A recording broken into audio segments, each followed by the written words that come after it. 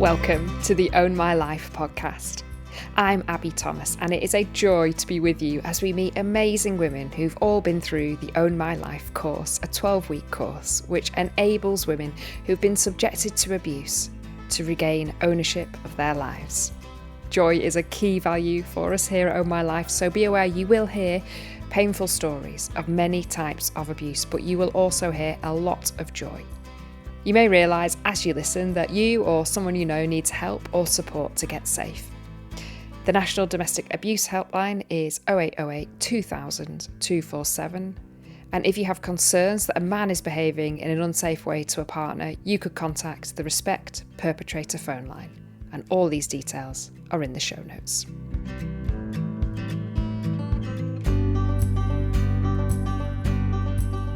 I'm back with Natalie Collins, creator of the Own My Life course, CEO. I love getting CEO in because I just think it sounds so cool. CEO of Own My Life. Have you noticed how people refer to them as COOs now? No, that's a different thing. Oh, is that a different company? That's a chief operating officer. So they do all the operations, whereas the chief executive officer does more of the sort of strategic stuff. Whereas the coup. Are you both of those things, or have you got a coup?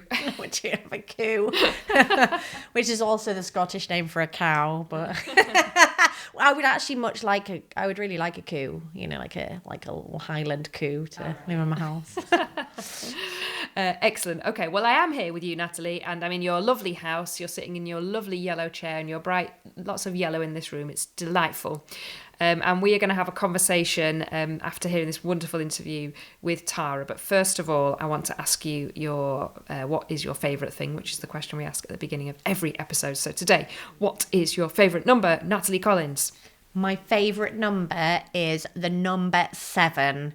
Absolutely the best number. I don't know why, and I don't know what about it is good, but I just declare it to be the best number.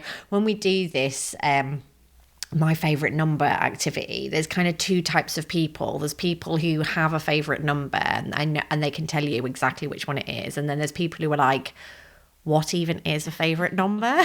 Who are you and what are you? Why? Well, I don't know what that means. And so basically there are, we just have to accept that the world is divided into those two types of people, which brings up a good discussion in and of itself.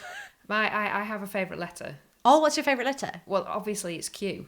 Why is Q your favourite letter? Q's an amazing letter. You can draw it in lots of different ways. It's got its little wiggly tail. You can do it straight. You can do it wonky. It's just a brilliant letter. Oh, I immediately thought of that capital Q rather than the small Q with its tail. Yeah, but the capital Q has a little taily thing. Yeah, that's true. Yeah, I don't know why. I don't have a favourite letter. Yes, you do. It's Q. All right, then. Sorry, no, it's all about choice. Okay, let's go and hear from the wonderful Tara. For obvious reasons, we're working really hard to preserve the anonymity of the women that we've been hearing from, so this isn't her real name. The man who abused her has a 6-year harassment order and a short-term restriction of liberty order, which means he has to wear an electronic tag and to be at home between 8 p.m. and 8 a.m. And I also need to warn you that we do briefly talk about suicide, and there are support resources available in the show notes to this episode, as there are with every episode. So Tara, welcome to the Own My Life podcast. Thank you. I'm really looking forward to hearing your story. We're all about joy, as we've said here at Own My Life, so tell me, what are the things that bring you joy at the moment? At the moment, I guess it's that kind of summertime and noticing different flowers bloom and going out for a walk at midnight and the sun is still setting. There's no one else around and the sun is still setting, and it's beautiful. And the dog is just the epitome of joy. Just sort of, he's the embodiment of being present and how everything's amazing all the time. Unconditional love as well. Absolutely, yeah. He's your number one fan, I'm sure. Definitely.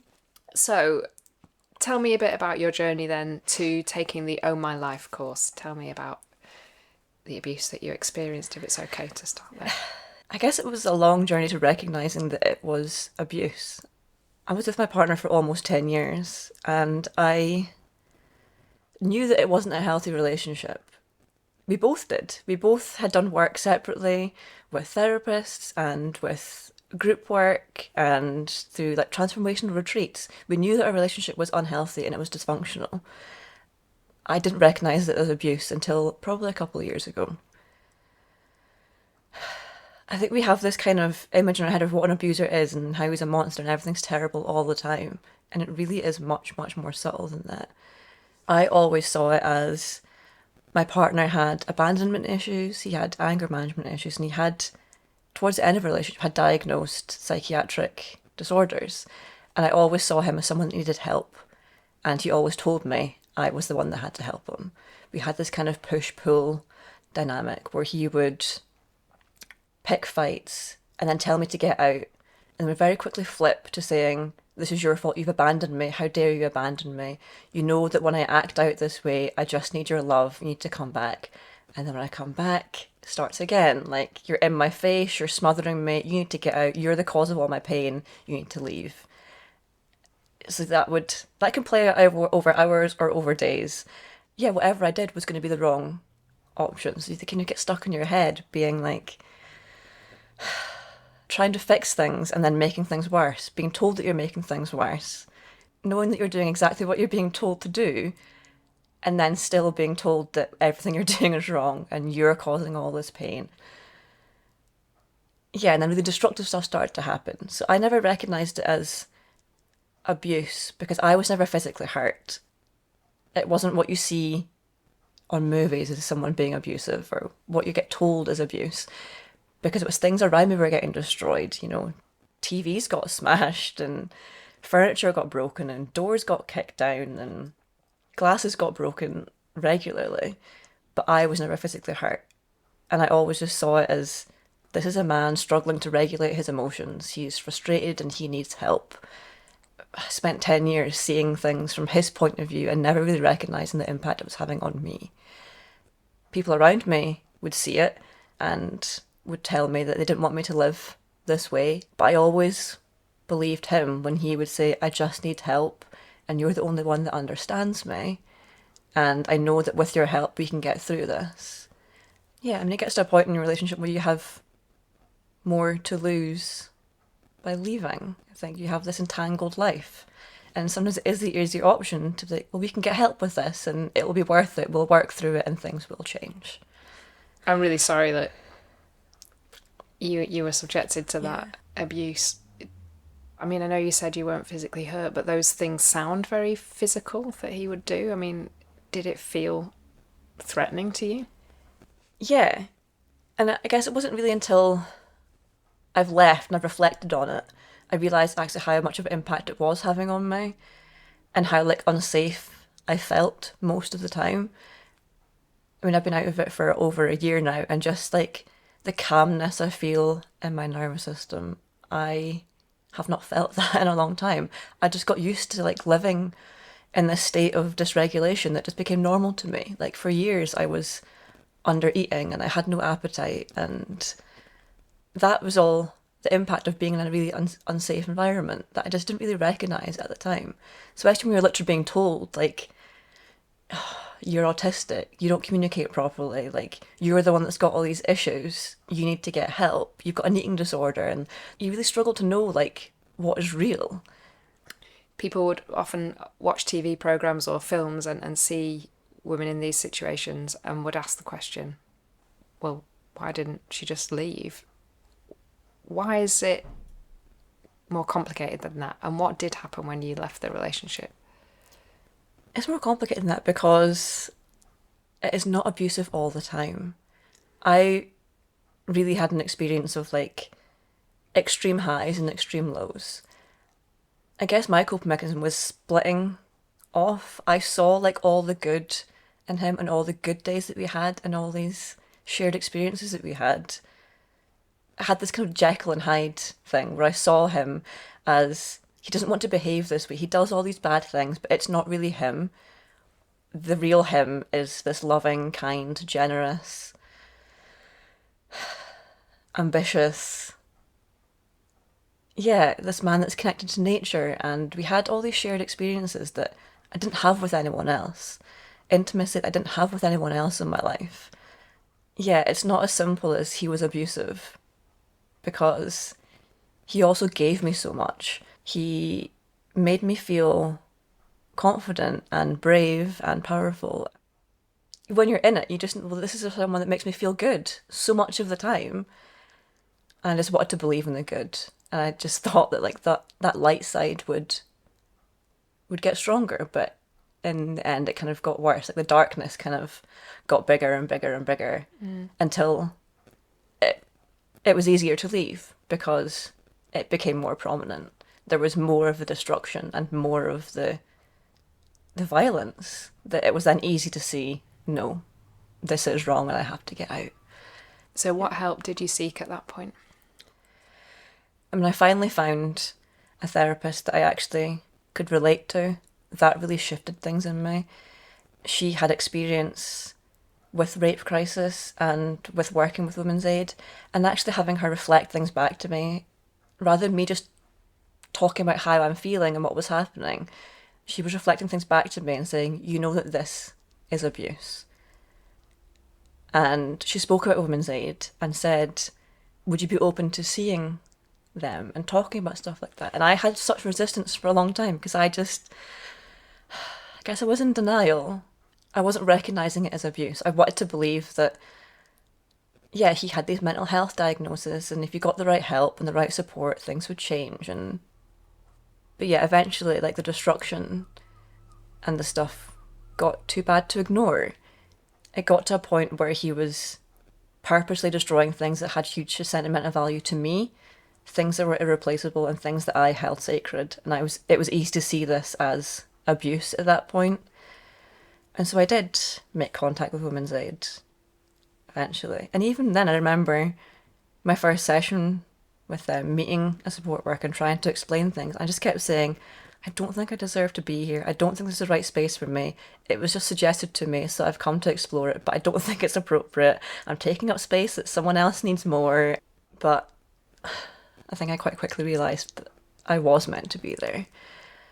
Yeah, and when I eventually took steps to leave, the Own My Life course was suggested to me.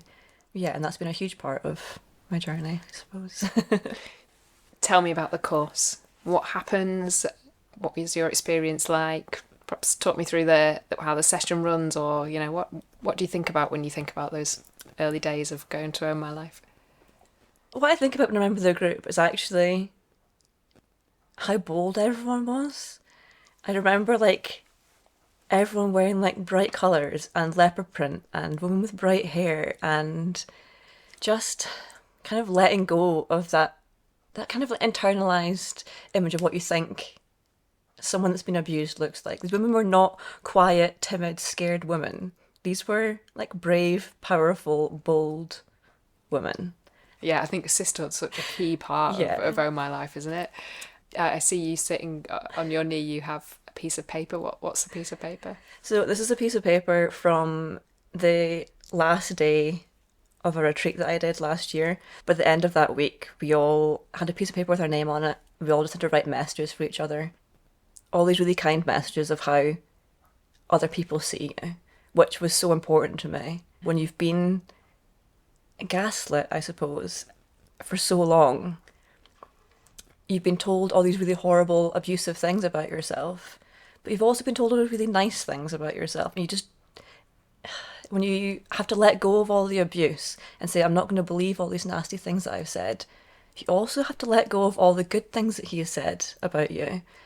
And so you kind of leave not knowing who you are and what is true. This piece of paper tells me how other people see me and how they see my confidence and my light and my power. Just things that I struggle to see in myself for a long time. I really appreciate you sharing your story, because it's not easy, is it? It's not fun. Yeah, and saying yes to this was a big deal to me. When I saw the email, I was like, I don't think I'm ready to. But actually, it felt like something I needed to do. Because when you go through the court process, you're seen as a victim for so long. It drags on for so long that you're trying to do this recovery work and you're trying to heal and you're telling yourself that you're strong and you can get through this. But every month you're getting calls from a victim support system calling you a victim, and it just kind of keeps you stuck in that. So doing this is me really stepping out of being a victim and moving beyond, and getting past that. Owning your life. Yes, exactly. Now, having said that, if you don't mind, it would be good to hear your experience with the police. What was your journey through the court system like? So I've had a couple of different experiences. So about 5 years ago, I had moved out of our flat and I was living with a friend, and the police ended up involved at that point because my friend had phoned the police. Yeah, because my partner had followed me to the house and like dumped a load of my belongings in the front garden and was being quite erratic, banging on the door and trying to get me to leave. I was still seeing him as a man in crisis. Yeah, really trying to get them to help him rather than to help me. I remember them sitting down with me and going through this domestic abuse checklist and just being like, I don't want to do this. This is not domestic abuse. He is in mental health crisis. He needs help. Just go and speak to him. Things escalated over the course of that week until he had a suicide attempt. And when I phoned an ambulance, the police showed up. That experience left me feeling manipulated by the police because they came to the house and said, we're just here to help him. He's not in trouble. But if we put him in handcuffs, we have the power to then force him to get treatment. And the police took him to hospital. That never happened. He spent days in police custody and then, like, weeks later got letters to say he was being charged with all these various offences. So I had felt manipulated by the police because they'd said one thing to my face and the opposite thing had happened.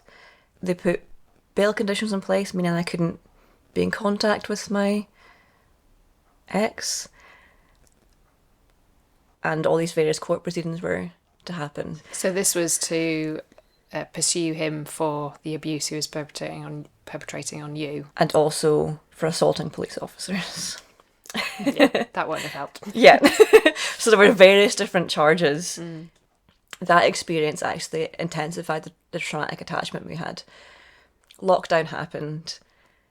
Mental health services stopped. And he got a letter saying, outpatient services are closing down. You were on your own.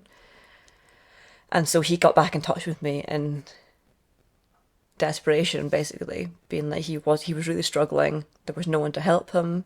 He needed my support. And so I ended up getting sucked back in, being the only person that could help him. And then these letters from the police started arriving. And it just intensified that it was me and him against the system. And I guess then we had another 3-4 years of dysfunction and trying to get help and the help not being there. Things just getting worse and the isolation becoming worse. So yeah, the second time round with contact with the police, I had made the decision to phone the police myself. I had taken steps to try and leave. I had moved some of my stuff, but I was still working to kind of untangle. So we worked together, we had a business together. So we weren't living together. I'd said that I was trying to leave, but I was trying to untangle myself financially. That's when things were escalating because he obviously didn't want me to leave. As is the pattern of abuse. Things escalated to the point where I felt like I was in danger and he had my passport and I needed help to get my belongings back. I had to overcome a lot to be ready to phone the police. I've got my own kind of personal trauma with the police, and I've also read a lot of literature about abolishing the police. I was very against the police. I didn't feel that going to an organisation that is steeped in patriarchy and misogyny was a place to go to help me to escape misogyny. But I actually had a very positive experience this time round.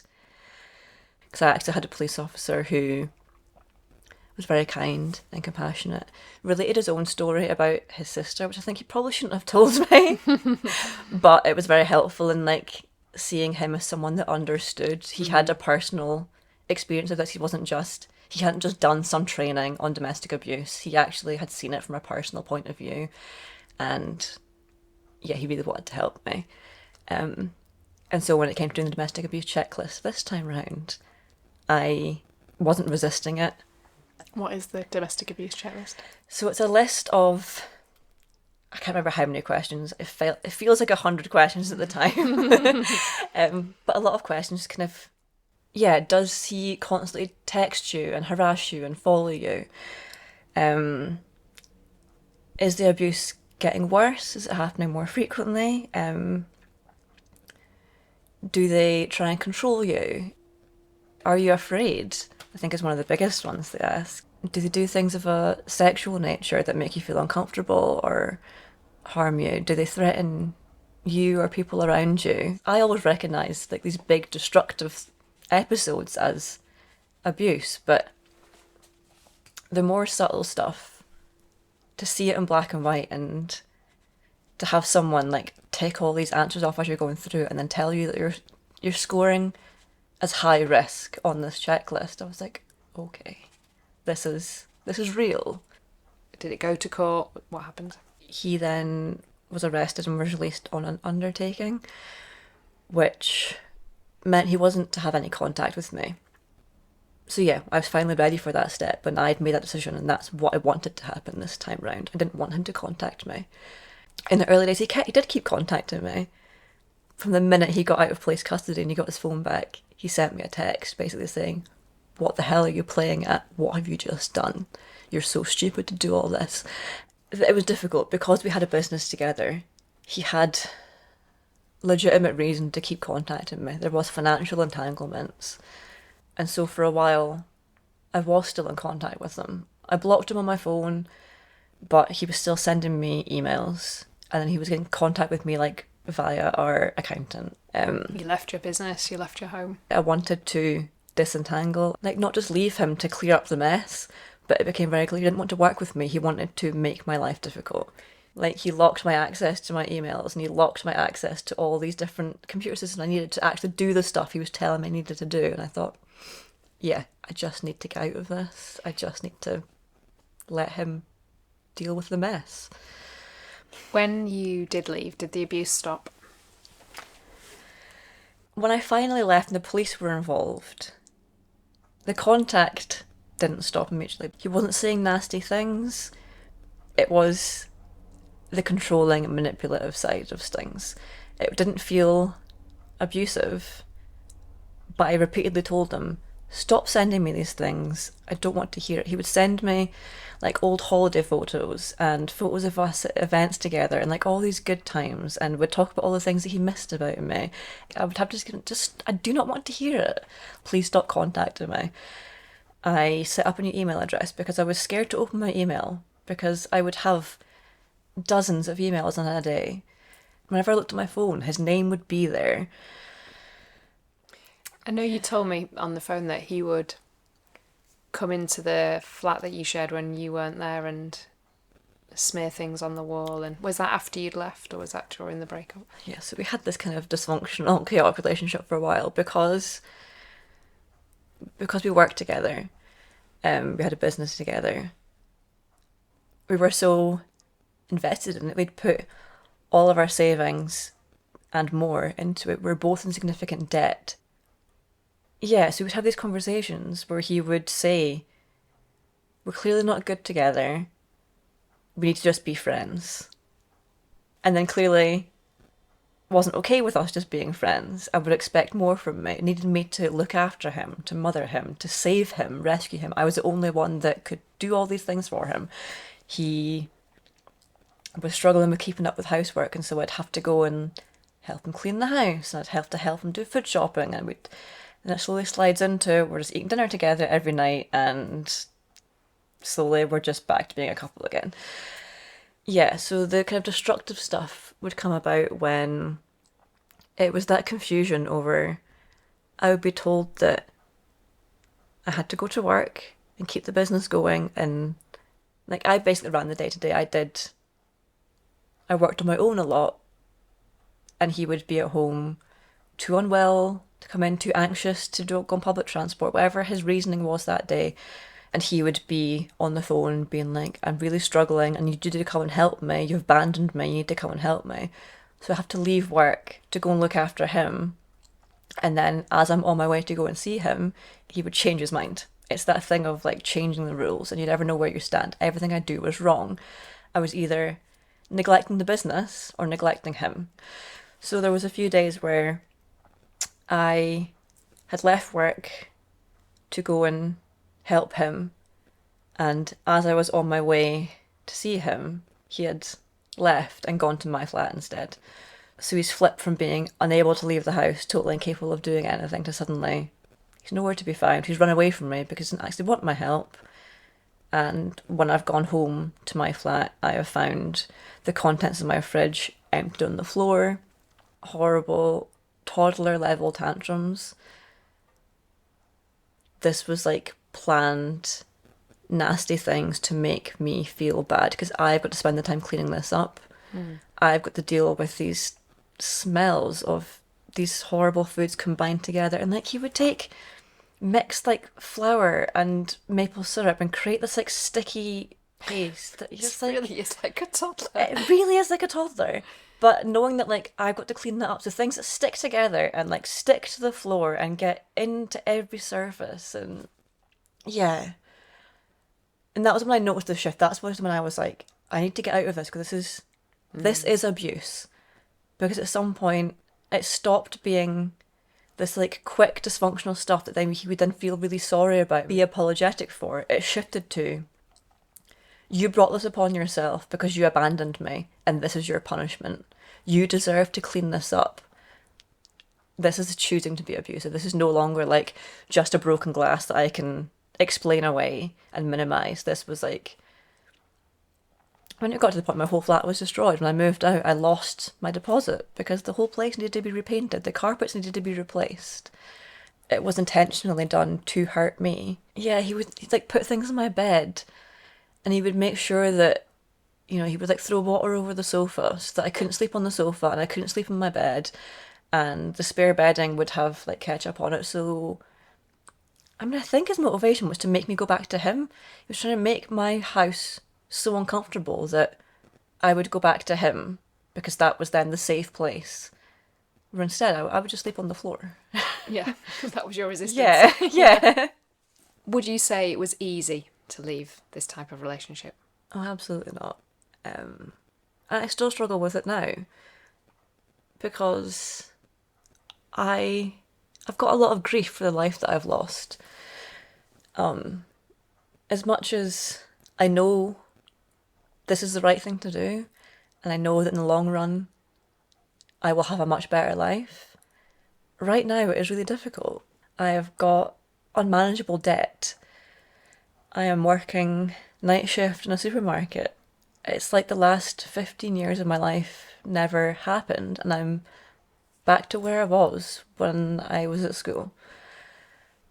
I don't always have the support that I need because everyone around me only sees the abuse and only sees the bad and knows that I am strong and powerful and I can move through this. No one wants to talk about all the things that I've lost. And that's normal in any relationship. Like, when you leave a relationship as an adult, you've built a life together. Like, I've lost my home and my business and a huge part of my identity. And I sometimes feel like I can't talk about that. Would you recommend to somebody in your situation to do the same thing? Yeah. I mean, you can't avoid the difficult things. Like, it is, yeah, that paradox. Like, yes, it's difficult, but it's also the right thing to do. And I know that I am rebuilding and my life will be better than what it was. So yeah, I do need to keep remembering the abuse and remember the bad things and know that I will have those good things again. I will, you know, get out of my debt and I will have, yeah, that freedom again. Yeah. One of the repeated exercises in the course is making choices about, every week you make a choice about your favourite film, or you share with the group, I don't know, your favourite ice cream flavour or something like that. What are some of those choices that you can now make that bring you joy? I mean, nature is a big thing for me. So being out in nature. What I'm really enjoying at the moment is going out for late night walks when no one else is around Yeah, and that kind of freedom and knowing that I can. I think particularly since sentencing, knowing that my ex is currently wearing an electronic tag and he has to be home between 8 p.m. and 8 a.m., knowing that I can walk the streets at midnight is a privilege that not everyone has. It gives me a real sense of freedom, knowing that, yeah, I'm free to wander around. And I spoke about this last time I was here, actually, at a Know My Life brunch, talking about how, like, I have great joy in, like, walking the streets at midnight. And everyone is saying, oh, you're so brave going out at midnight. Like, when you've spent 10 years with your home being, like, the most dangerous place for you, like, this world is not full of dangerous men lurking in street corners looking to harm you. Like, the reality is most women are harmed by men that they know. And walking around in the dark is not scary anymore. It's hugely liberating. That's brilliant. That's such a... I love that so much. I mean, there's been some really difficult times, and there has been times where I've been suicidal, but I've actually just recognised how strong I am. And yeah. I think it would be really lovely to close. Would you share one of the things that's written on your piece of paper? Yeah. I really appreciate your gentleness in the face of adversity, a regathering of strength and resilience. I'm so proud of you. You've been tested time and time and again in this life, and you've come back fighting like a warrior. Love always. Yeah. Thank you so much for sharing your story with us, Tara. It's been an absolute privilege. Thank you. Natalie, how did you feel hearing Tara's powerful story? I think is probably the best way to describe it. What a wonderful woman. And I really heard her saying there, you know, everybody wants to talk about how strong she is and how she's doing great. And I think we can both agree she is a badass woman. But I think it's also really important what she was saying, that nobody wants to talk about what she's lost. And so I want to honour that. Also, it's important to hear that in what she's saying. Yeah, absolutely. Yeah, and also to honour that in the midst of all that loss, she still said it was the right choice, and that's just so powerful, isn't it, to show that, she's got such freedom in her life now. I absolutely loved what she said about walking out at midnight. I mean, it was hard to hear, you know, that most women are in danger in their own home, but just I can just picture her walking under the moonlight, and yeah, it's just a great sense of freedom, isn't it?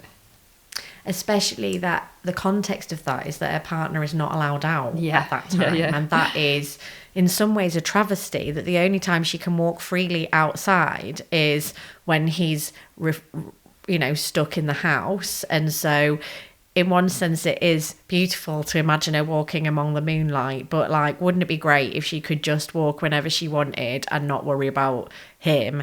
So I think it's sort of bittersweet, that sense of being able to walk at night. So there were some key moments in Tara's story. The business and the financial entanglement can make it very difficult to leave a relationship. Perhaps that's something that when we have this whole, why doesn't she just leave, just walk out the door? It's not such a simple thing when you've invested your life's savings into something. Yeah, and I think there is this idea about what sorts of people who are abusers, or the sorts of people who are abused, what types of jobs they're going to have or lives they're going to have, and the idea and really constructing what that would mean if the abuser is a partner in a business, and what levels of power that gives financially and otherwise over somebody, and the implications of finance, because we haven't talked a lot about that on the other episodes, and I'm sure that every single woman will have stories about exactly how finances were used to control them. But what Tara talks about is a very particular form of financial abuse in relation to being a business partner, coerced debt, all of those things around, even using an accountant as part of the control. Most people, when they're like, who could be part of the abuser's army to try to hurt us? Most people wouldn't be like, the accountant. Nobody, that feels like, oh, okay. So I think that sense of being really aware that if that there is no kind of woman that we can look at and go, oh, she'll be fine because she's got her own business, or she'll be fine because she's a high-flying executive. And I think it's really important for us to realise that there isn't a type of woman, there isn't a type of man. This is the reality that lots of people are dealing with. And Emma Chandler, who's been working with us for the last year or so, is doing really brilliant work about how we can work with those in the corporate space, those who are highly successful women, because often the ways they're subject to abuse are particular to their circumstances in a way that is often neglected by the stories we tell about abuse, and is really challenging. And often women might go to seek access from a service, and the service will be like, oh, you're very articulate, like this kind of like, oh, but you're so successful, as if like actually that somebody can't be successful. And it creates a different type of barriers to leaving, actually. And understanding that is really important. For the final episode of this series of the Oh My Life podcast, I'm going tomorrow, in fact. We'd only planned 6 episodes, but I'm really pleased to say that I'm going down to the Metropolitan Police tomorrow to meet some people who run and take part in the Oh My Life course, which is being run by the police. Tara explained that she had some positive experiences with the police and some negative experiences. And I'm hoping that when we talk to these staff that we're going to hear a bit more of the ways that things are changing and cultures are shifting. Yeah, well, we absolutely love seeing the Met Police, Viran and Sam, who run that course for female officers and staff. And those, just like Tara talks about the challenges being a business owner, and that the challenges when your partner is a partner in your business too. What happens when your partner and you are both police officers? That brings very particular challenges, and often very neglected by our current responses. And that can be really hard for women. Mental health as an excuse for abuse. Talk to me about that. Yeah, I think we've heard this from a few women, stuff around difficult childhood. And, Tara talks explicitly about him having a psychiatric diagnosis, about suicide as part of that abusive behaviour. And I think very often the abuser's behaviour can seem very unpredictable and can feel quite out of control, because he might go from being very nice to being very abusive to being very isolating to encouraging us to go out, and it can feel very chaotic. What's actually going on with that abuser is he's pressing buttons and going, will this one get her to do what I want? No, will this one get her to do it? Or what about this one? What about that one? And so I think there's something about understanding it in light of that. Abusive behaviour is instrumental. It's not accidental. It's deliberate. Not necessarily that the abuser, I often say they're not there with one of those kind of those boards with loads of connections, like strings between things, that is like this big plan, a map of how they're going to destroy their partner. It's not like a secret board somewhere. But it is trial and error, and it's designed to benefit the abuser. And it's very hard to listen to Tara's story and think, well, how is he benefiting? It's much easier to hear her story and go, oh, he must be a very troubled soul. Oh, he must, it must be because he's mentally ill. Because it feels much more comfortable to think he's doing this because of some illness or reasonable reason. Yeah, there's some rationality, or at least if it's irrational because he's mentally ill. But actually the reason he's doing what he's doing is to get what he wants. And so, as she talks about him destroying her flat, her apartment, destroying it, the lengths he's gone to are extreme, to destroy anywhere where she can sleep. And you can look at that, and probably whoever's let that apartment will have looked and gone, this was done by a madman, because the whole flat has been trashed. But as Tara very capably says, he was trying to make it so I couldn't sleep there, so I'd have to go back to him. We always need to be asking, what does he get from this? How does he benefit from this? And when we start asking that, we start to give very different answers to why is he doing it. And we mentioned it briefly in a previous episode about the power threat meaning framework. And it's really important not only for looking at our behaviour when we're traumatised and distressed after we've been abused, or in any situation in life.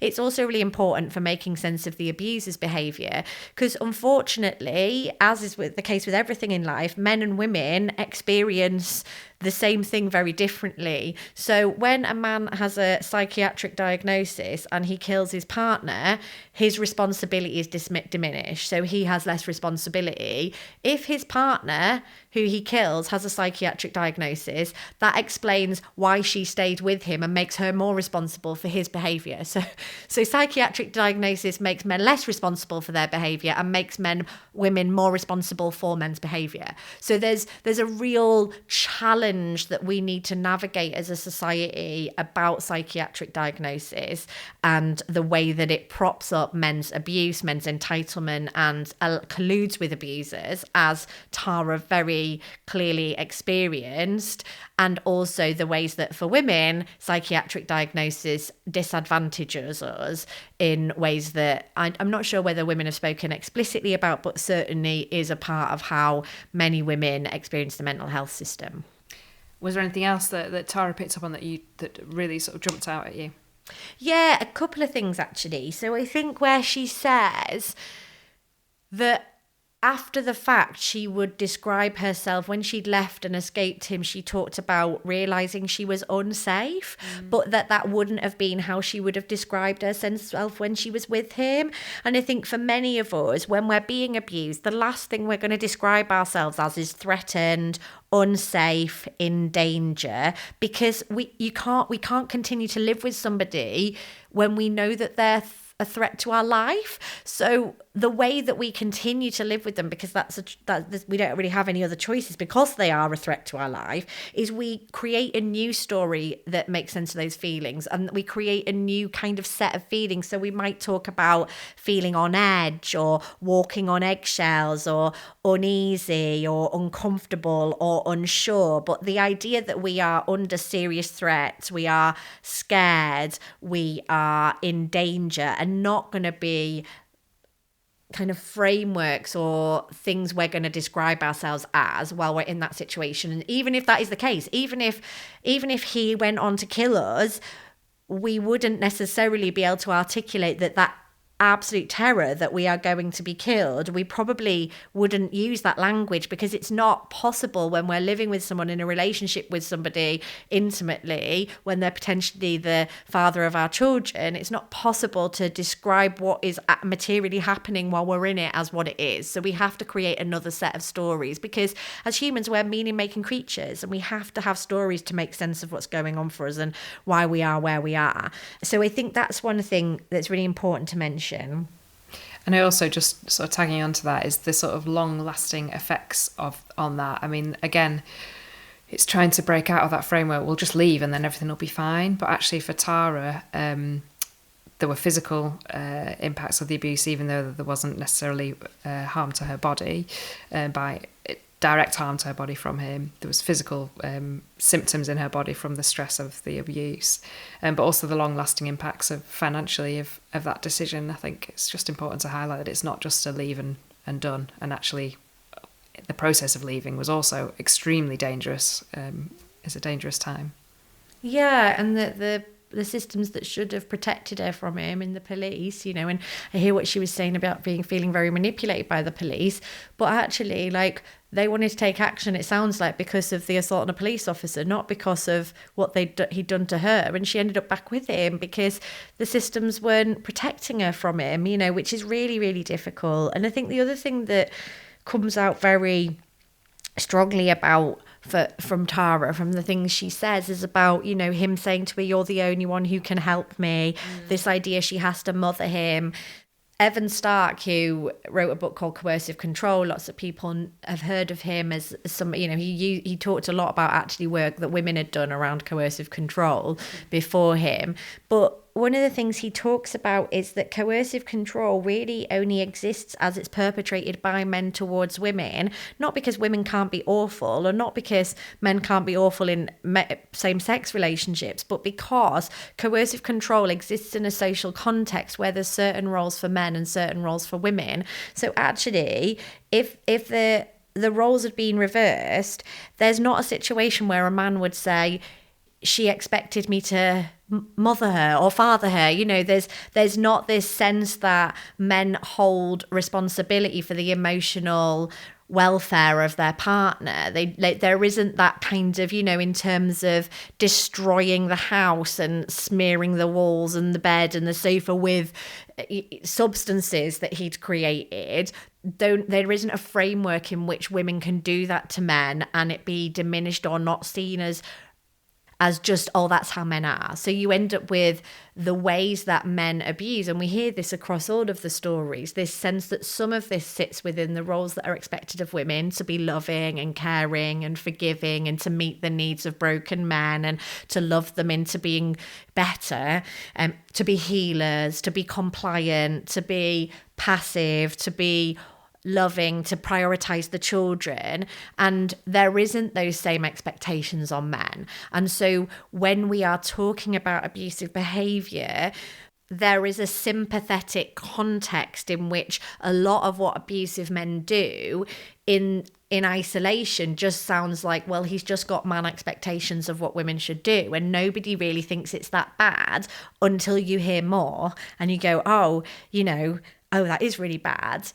That's really important for people to understand. There's a fertile ground for abusive men to have beliefs of ownership and entitlement and to have expectations that their partner serves their needs, gives them sex, is compliant, forgives them, loves them, heals them. And that fertile ground means that something has to meet quite an extreme threshold before we go, that's bad. But vice versa, there isn't an expectation for men to do that for women.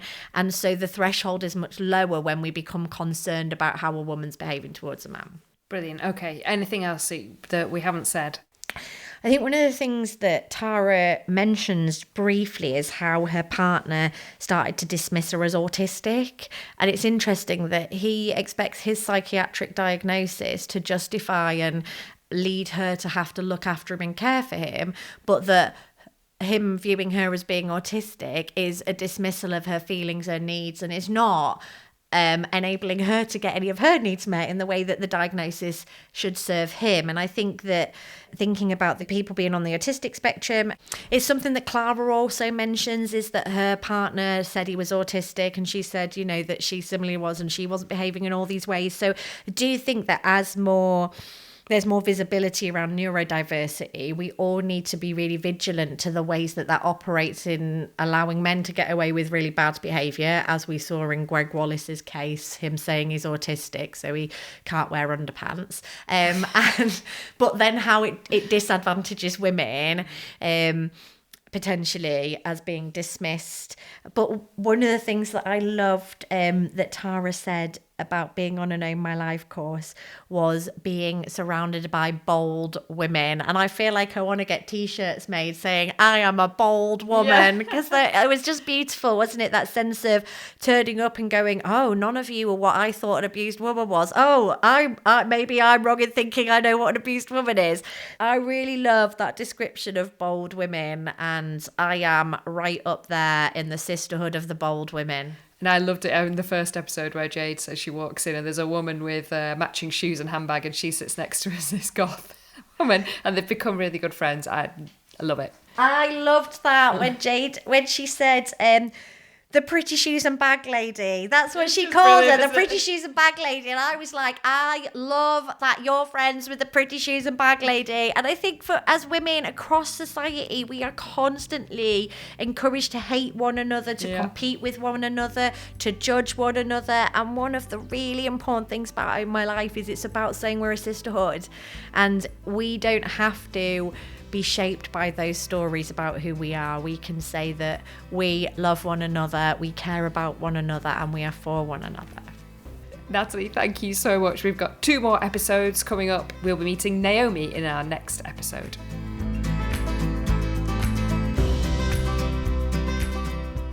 Thank you so much for joining us for the Own My Life podcast.